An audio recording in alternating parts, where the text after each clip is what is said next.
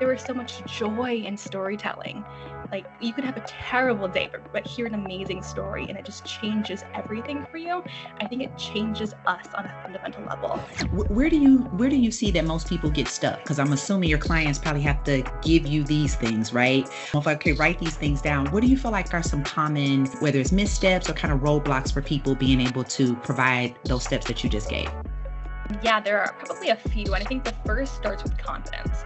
So one, believing that their story isn't worthy of an audience or isn't important enough or isn't like traumatic enough to warrant any kind of attention, because we are like, America loves trauma in terms of like memoir and story. Like, let's just talk about that for a little bit.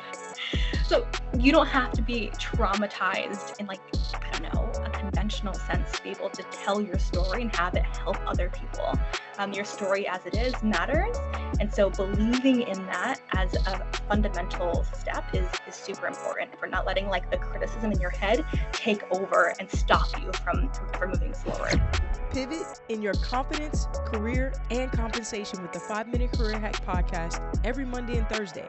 Now get ready for a special interview curated just for you.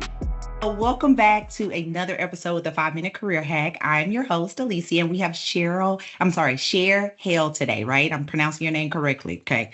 So just to give a preview, I already shared with Cher that, like, my Houston accent comes out all the time. So before I tell people, I always lead with that.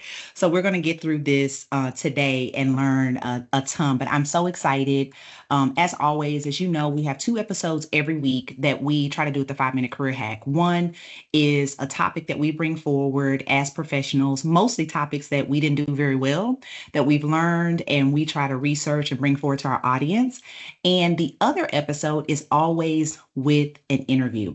And I feel like our audience gets blessed in both spaces because there's just so much value and exposure, and knowing things that are there and hearing our guests' journeys and their pathways. So as much as an expertise that we get from our guests, we get that in their life's journey. So first, I just want to thank you for creating space and your life's work. So how are you doing today? I'm doing well. It's beautiful. It's fall. I love fall weather. So I am here and relaxed. How are you? I'm fantastic. Awesome. Well, I'm going to read a short bio and then I would love for you to say a little bit more about you. I think it's real easy to sum it up in 5 minutes, right? When we think about this, but it's years and years, in many cases, I'll age myself decades and how we got here, right? But for those that are wondering, we have Cher here, who is the founder and director of Ginkgo PR, an agency that uses public relations to create a more equitable media landscape. As a Taiwanese Black American woman, Cher is passionate about leveraging the power of the media to take back narratives that have been traditionally told for under-recognized authors and entrepreneurs. While she's not pitching, you can find her revising her first novel, which I can't wait to hear about that, rollerblading or hiking anywhere near water. So she lives in Spokane, right? We had this conversation. I'm gonna tell y'all this joke and why I share with you all. Washington, which is unceded Coeur d'Alene tribe territory, with her 3-year-old daughter. So welcome to the show. So excited to have you here today. Thanks for having me, Alicia. Awesome. So I know you hear this all the time as people read back your bio, but what stands out for you today when you hear me share and introduce you? Is there anything that stands out more today? Definitely the bit about the novel. Writing fiction has become such a major, like, evolutionary practice in my life. And it's become so important to me over the past year, but has been important to me over the arc of my entire life. Awesome. Have you always identified or described yourself as a writer? No, definitely not. For a long time, I was just like someone who dabbled in writing. And now, having finished a novel, it feels more official to say that I'm a writer, even if it's not published. Awesome. Well, we're now we can say writer, right? And CEO and founder of a PR firm. So so tell us a little bit more about yourself. What would you like the audience to know about what's new in your life in this chapter now and what's ahead? I'm curious. Hmm. What's new in this chapter? Being the most present parent that I can be. Parenting is such a challenge. It just requires and demands so much of me that I definitely have taken the business and made it secondary, Mm. which it used to be like the priority of my life. Um, and I put all of my energy into it. And now I would say that I am parent first, business owner second. Oh, that's so awesome. And I can say, I can attest to it. I think that came forward in just our first intro of trying to schedule this time of, right, I have my daughter at this time. And I would like, for me, it was a shock because I was just like assuming and hearing what you weren't saying, right? Of like, oh, okay, we can do it this day. And you're like, nope, I have these days at this time. And it was so on purpose for me, like even like what you weren't saying. And I definitely know a lot of women struggle with that, right? Of like, how do you get here to prioritize that? Sometimes forced, right? But just to your point, making that a priority and just being so on brand with that. So what was the process of getting to mom first, business second? Because that's a huge shift, like you said, of like all your time was going into your business. I'm curious. Yeah, I mean, before I had my daughter, her name was Kiara, Yeah. I wasn't sure what to expect, but I was definitely the person who would like pride myself on working 40 to like 60-hour weeks, depending on what was priority. And after I had her, you walk through a portal in Mm, parenthood is what I can best describe it as. yeah. Because once I had her, I was like, wow, there are so many irrelevant tasks that I've been doing in my business and in my life. Like the idea of cutting things out just became so much more possible than before. And the idea of standing up for myself to create boundaries and enforce those boundaries was fundamental. And Mm. once I was able to do those things, I was like, oh, look at all this time that has opened up for me to both be a parent and to pursue the passions that I've had for a really long time. Yeah, I think that's so powerful because I'll say in my journey of learning what boundaries are beyond using them, but before I didn't really feel comfortable with boundaries because I thought it was for other people. And today I realized the boundary is for me, right? Like I know me. And in order for me to show up my best self, this is a boundary that I'm putting here. And I think that's helped empower me. So even the way you were describing it, hopefully someone's empowered today to found maybe one more boundary, right? Like maybe that one that's going to help them be more of themselves or more present. So great tip. Are you feeling stuck in your career? Are you ready to stop going through the motions? Are you ready to start living on purpose? Well, here's the thing. I'm going to say something very radical. Throw away your goals.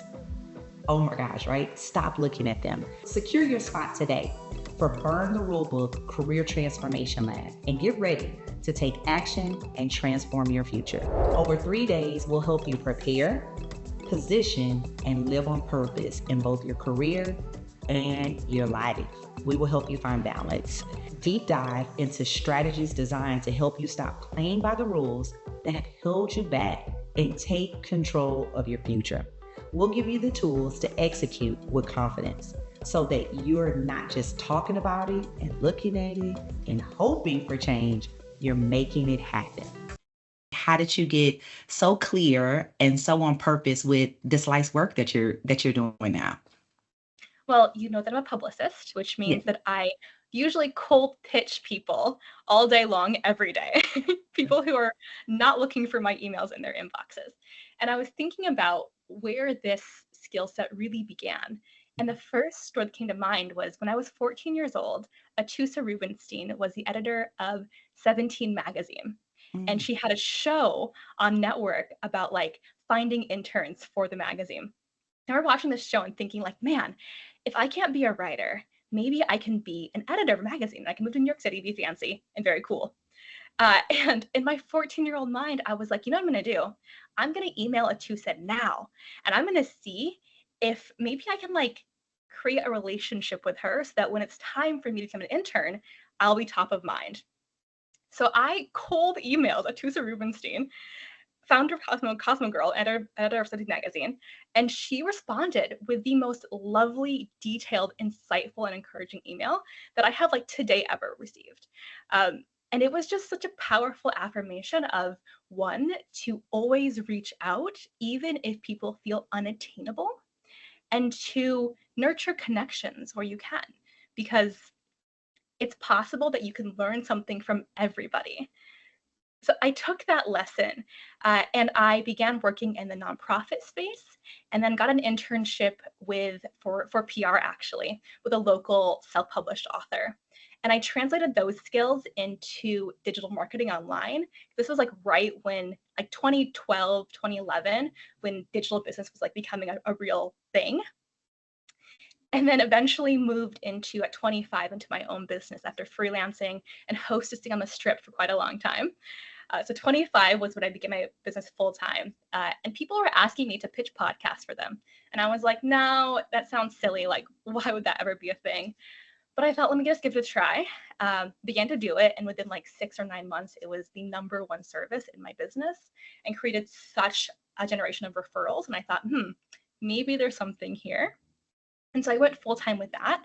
And I'll tell you the truth though, after a while, I looked at my client roster and I was like, wow, all of my clients are white female life coaches who are all upper middle class. And I'm telling the same story over and over again. And like, can this get any more boring?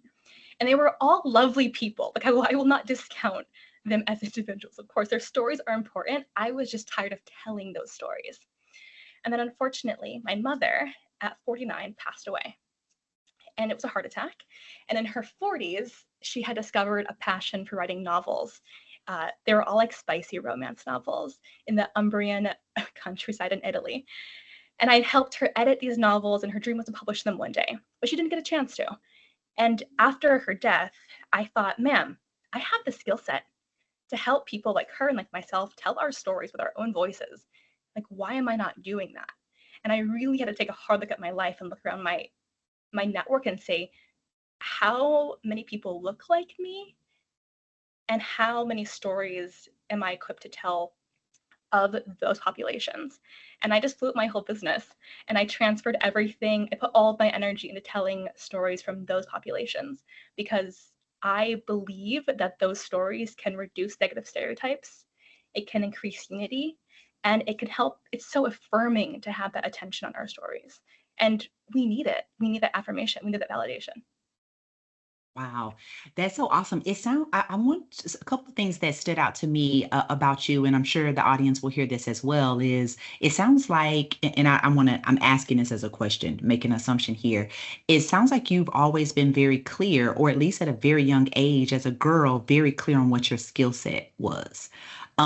Because I just picture, I love 17 magazine. So I definitely am older than you, but I remember like walking to like the corner store to like look at Source and look at Vibe. So to your point, I have a different experience around not seeing myself, right? But where I did, it was just vibrant, right? And it just was such a connection that had no audio, right? Like it didn't have moving parts. It was like on print, but I was so connected. So I just, as you were telling that story, like the picture of seeing this magazine, it's young people there doing this thing. And then to think, I'm going to do that. I can do that. Let me find the editor and reach, like in my mind, I'm just like, okay, Cher knew who she was. And I'm just picturing this so just empowered young girl. Like, would you describe yourself that way at that age? You know, I wouldn't. I would say that I knew that words were my skill set. I knew that I loved words. I didn't know that I was good at them, I guess, is the Gotcha. truth. Okay. And I didn't have anyone to really foster that love of words in me. If my parents who were immigrants did anything, it was to say, find a skill set that's going to pay you money. So I thought, I don't know if I can write fiction for a living, but I can parlay my love of words into creating content for people who want to read them. And that was maybe a moment of inspiration struck me emailing it to. So I'm not really sure what it was, but I did have this deep sense of, let me try to create an opportunity for myself where there currently is none. Oh, I love that.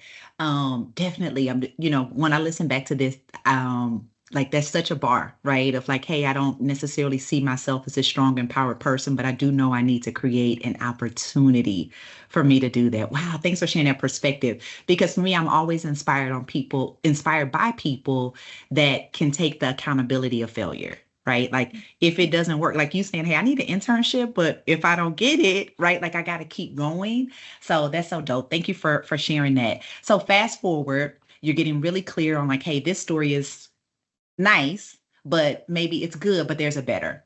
And today I know you're very clear on the populations that you want to write stories for. So tell us a little bit more about that and who your current clients are, or maybe in general of like where that has led you today with your love of words.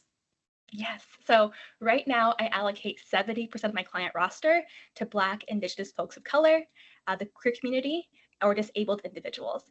And I allocate the remaining 30% to vocal social justice advocates or allies of causes. Um, I find that that spread is really supportive of both my ethos and my values. And if I'm going to spend so many hours on this earth, I want to spend it telling those stories or writing those stories. Stories. Thank you so much. So let's talk about that audience, and I think let's get started with the art of storytelling. It is. I'm curious. Before I share my opinion, like what has storytelling done for you? Mm. Oh my gosh. What a moving question. It has offered me the gift of empathy first and foremost. This ability to look through someone else's eyes and perceive their world from their perspectives and their value set and their experiences.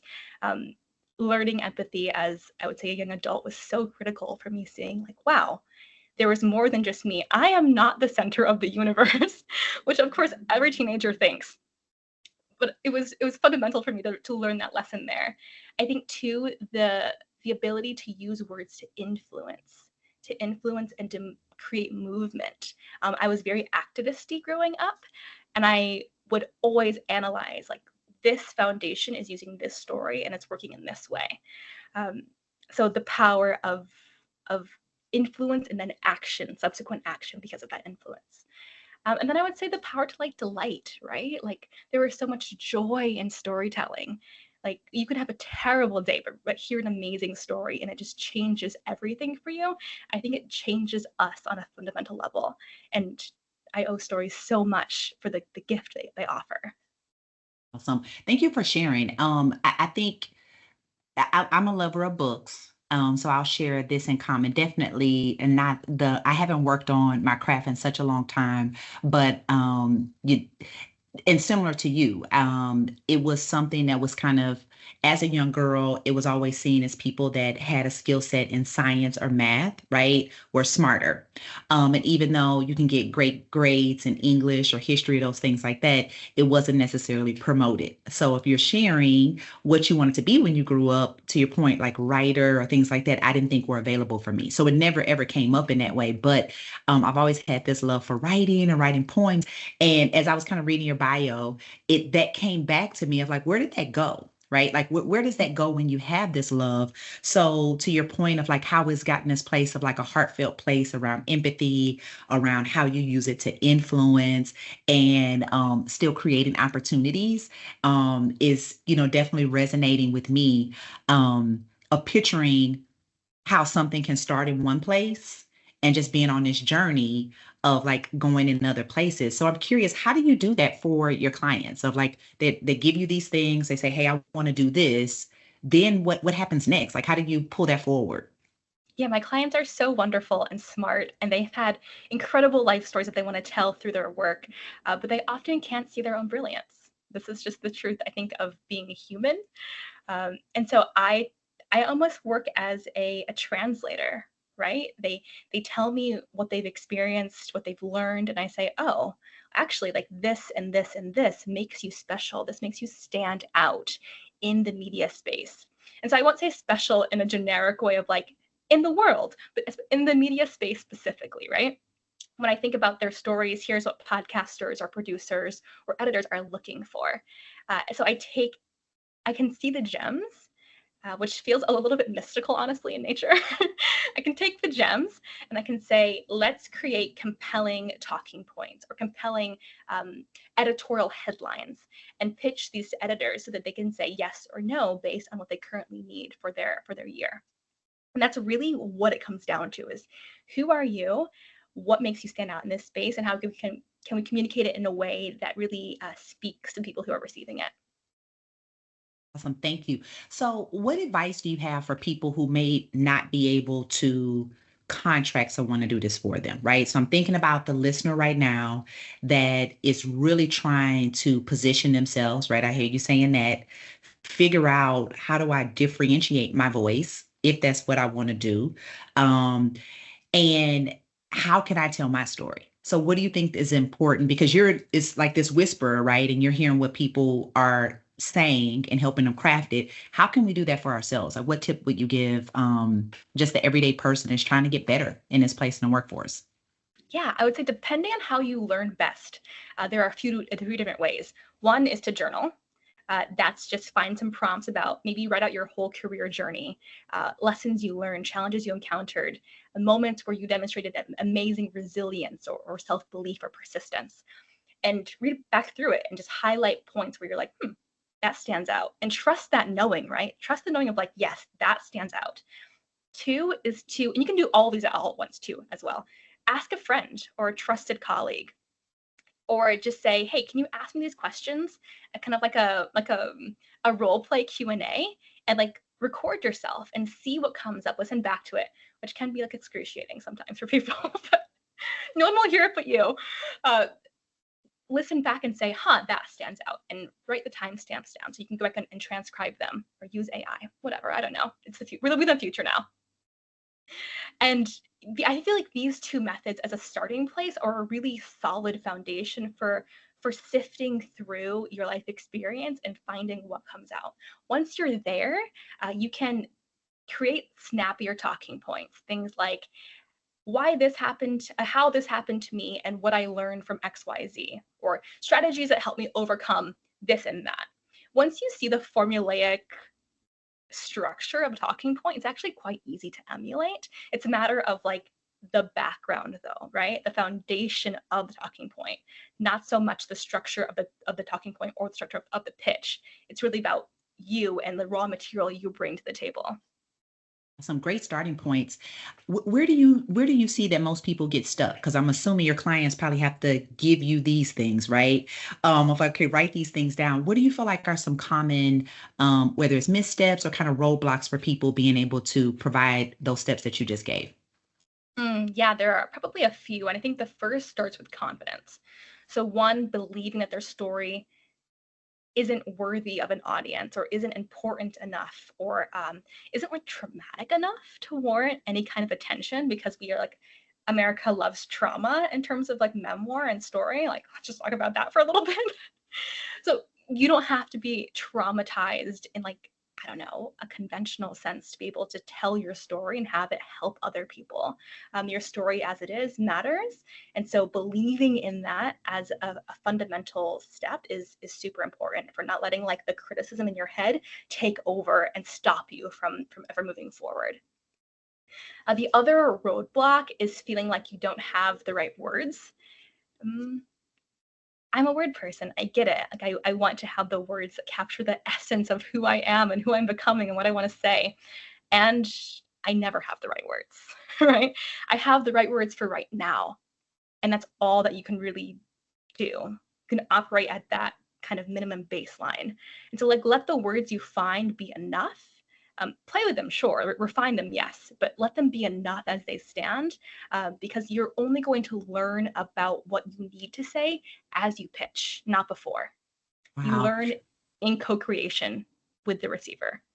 Yeah, that's so awesome, because the first thing I wrote down when you gave the first tip was like, trust the knowing. And I captured that of like, that gut feeling, right? But then as you brought forward the confidence, it was like, well, if you're not a confident person, you may never get that internal cue. So that's just such great work. And, that is work, right? Like to trust your gut, like you have to know, like, what is that voice? What is the yes for me? So love that tip. I'm taking that for myself. So thank you so much for that. And then I think the other part is like the words. And I think, especially when you think about these communities that you serve and that you are working towards, those are real things, right? Like, I'm not saying this right, whatever cultural norms are there in regards to what successful looks like, what strong looks like, being humble, right? Like those are like towering strengths that you should have. So these things could be pressed down and never cultivated. So this work of journaling and going back and recordation well, for some may seem really easy, could be extremely painful and almost like anti everything I've been taught, whether that's from a faith, a cultural ethnicity standpoint, right? When I think about these groups that you're there. So how do you maybe work through that with your clients?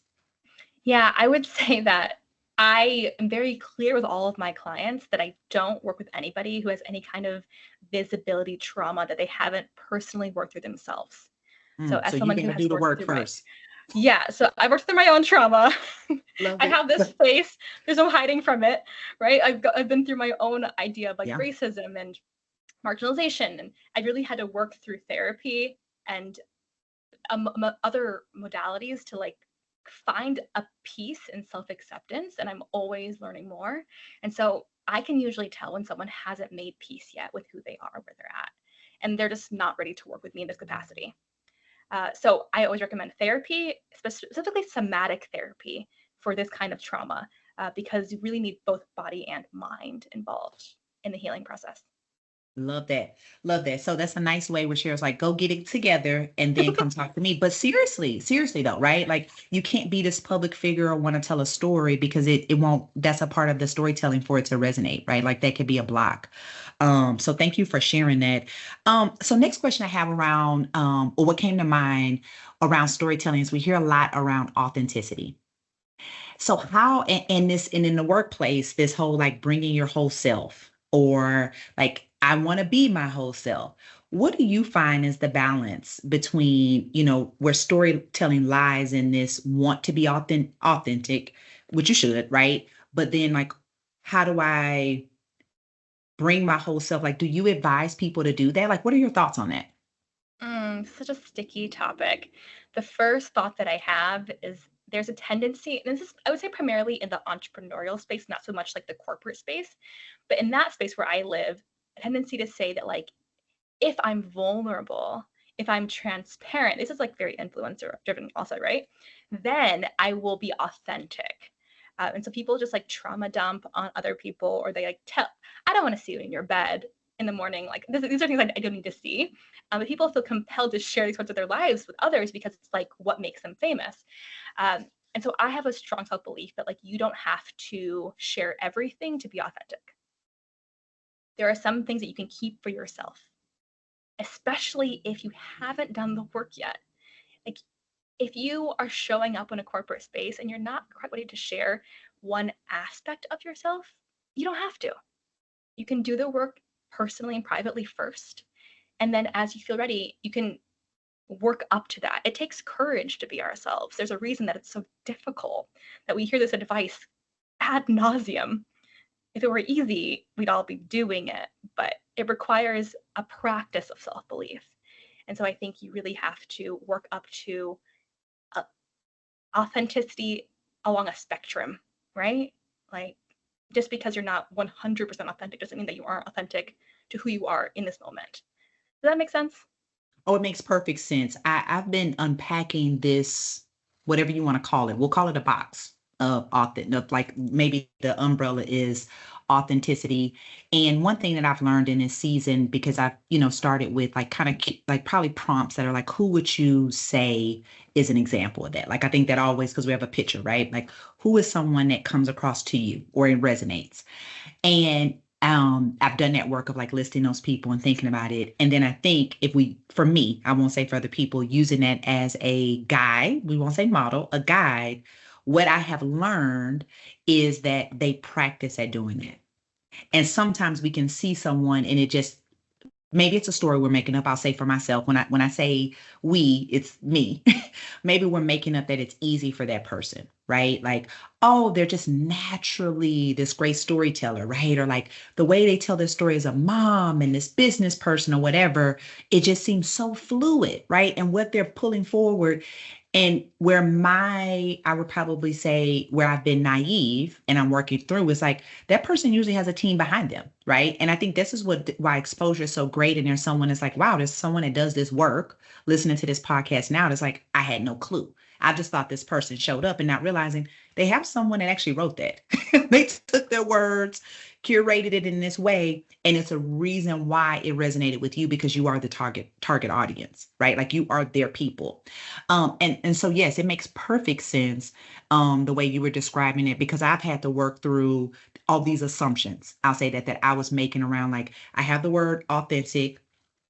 In my mind, I thought I knew what it looked like. And then now kind of learning and trying to work through my own journey of like my storytelling and what you bring forward, of now learning, like, to your point, no, it's not. It's way more than that, right? So definitely that's what, when I hear you say that, that's what comes forward for me. Mm. Yeah. So when you think about storytelling, if you are coaching someone now, like, how does a person kind of sort through what they bring forward and what maybe they leave? So you gave a great example of like, hey, we all have the picture of the person that's probably going live when they're crying, right? Or like brushing their teeth and like, but let's say we're not that extreme, right? And they're somewhere maybe in the middle of trying to figure out in crafting their story, how do I keep some, how do I choose what to keep for myself? Like, what is the process of that, if there is one? Yeah, because the tricky part is like, what's your edge, right? Mm. Some stories are scary to tell, but you're ready to tell them. And then some stories are too tender to tell. And so what's the line between my edge and too tender? And I think sometimes you're going to get it wrong, quite frankly. Sometimes I've told stories to people that I thought I trusted, or to audiences even, and I was like, ooh, probably should have kept that one away for a little bit longer. I might need to unpack this a bit more. And you can usually tell if you're having excessive emotion while telling the story. That's a good indicator that not quite time. You haven't processed fully what happened. And then maybe too, if it feels too stale, if you feel too far away from it, and if you're not living in the emotion of the story, probably isn't the right time to tell it. So it's a lot of like listening to your body, right? Like, how is my body responding to these stories? And like I said, sometimes you'll get it wrong. And so if you don't have access to your body in that same way, because I know we don't all have that access, that kind of remorseful feeling of like, man, I didn't get that one right this time, then let's keep this one away for later. I love that. It's definitely a great barometer for us to even try on, right? Of like, maybe I wasn't even tuned in to those emotions. So really great tips. Any other tips before we move on that came to mind, maybe that I didn't ask? When it comes to storytelling, I mean, personal branding is so important right now in the corporate space.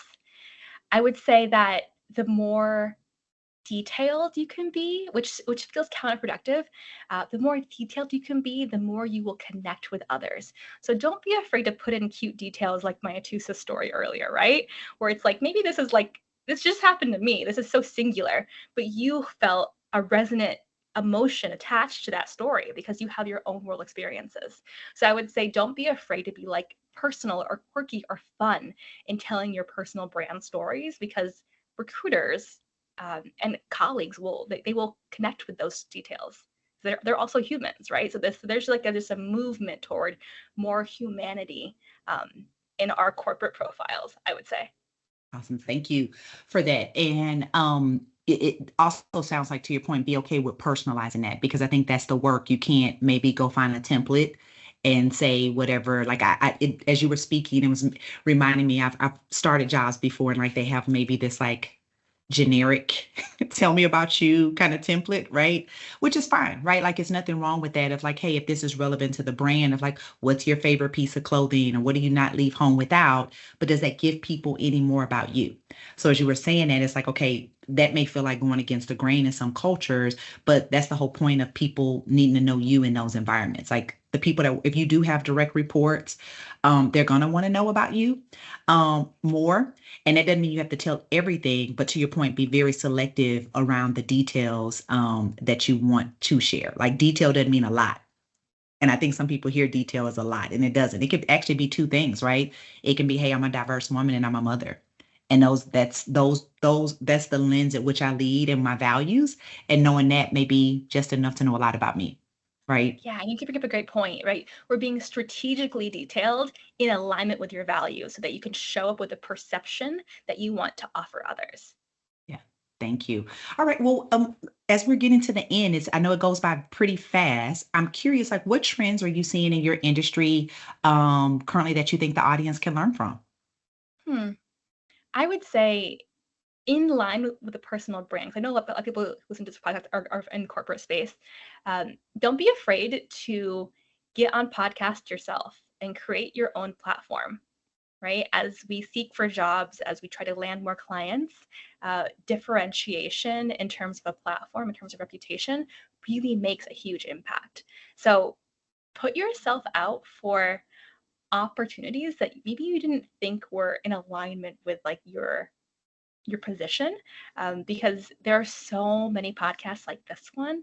People need to hear your story, and that, I think, it puts you in a favorable light with recruiters and with other companies and with your colleagues as well. So don't be afraid to look for spaces like that where you can tell your story and you can be a human.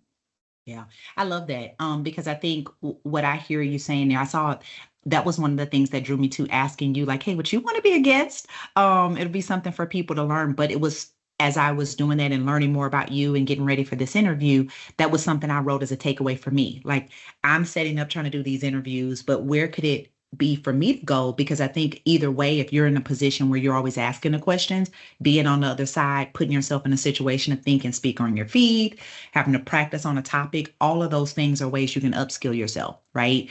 And also practice diversity. Like if you're always talking to people that you work with, to your point, that's how your stories do become stale because it's the same as everybody around you. So that could even spark some creativity for you if you go have this conversation and you never know what light bulb moments come from even just getting prepared for those. Yes, exactly. Awesome. Well, this is how we normally end, but before we do, like I'll kind of tease it out there since you are a woman who has shared that she is a lover word. So I know you will love this portion of we always end with asking our guests if they have 5 words, hence it being a 5-minute career hack, 5 words that they would like to leave with the audience. And it doesn't have to be a complete sentence. The 5 words don't even necessarily have to go together. So there's no rules. But I'm curious of like what 5 words would you want to leave with the audience today? Yes, what feels most present for me in this season of my life is this: practice self-belief every day. I have to write that down and I'm gonna say it back. Practice self-belief every day. Love that. Do you want to give some context of why that feels so present for you? Yeah, I just spent so much of my life not believing in myself. And as I finished my first novel, I thought, man, how many novels could I have had in the archive already if I just decided to believe in myself sooner? That's so awesome. We Yeah. don't do it enough. We don't do it enough. And I think the same goes for um, believing that I am a good a good parent who's the right fit for my daughter, believing that I have what it takes to do what I want to do, believing that I'm worthy of my dreams, right? If we just believe in ourselves sooner, we waste less time, and we have so little time here on earth. So I urge everybody to just say, what's one small step I can take to practice self-belief today, to get myself a little closer to believing that I am worthy of those dreams. hmm Yeah. So many gifts inside of us, right? Love that. Well, thank you so much for your time, for your work, for being a voice and creating a space for people to find their voice. I'm curious, how can we support you here? Are there any projects or anything that you're working on? Obviously, we'll put it in our show notes, but any way that the team here and the audience can support you? Yeah, I just rebranded my Substack. It's called Doing It for the Attention. And I'm obsessed with this idea because we make attention a dirty, bad word. And I want us to reclaim it because attention is liberating and attention is validating and healing. And it also creates movements. Like we need attention on our liberatory creative work. And so I just talk about rejection and healing and creative work. And any kind of trade insider secrets for those who want to get their work on a larger stage in that Substack. Love that. And if our audience is compelled and they want to work with you and they feel like, oh my gosh, you can help me. I think I fit the criteria in the audience that you work with. Where can they find you? They can find me at ginkgopr.com. That's ginkgopr.com. Awesome. Well, thank you so much for your time today. And thank you, audience, for joining us for another week here at the 5-Minute Career Hack. As always, I'm always blessed by this space. I learn so much each week and each time that I even listen to the episodes that my co-founders do as well. And today was no different. So thank you so much. And we'll see you all next time. I truly hope you enjoyed this episode as much as we enjoyed doing it for you.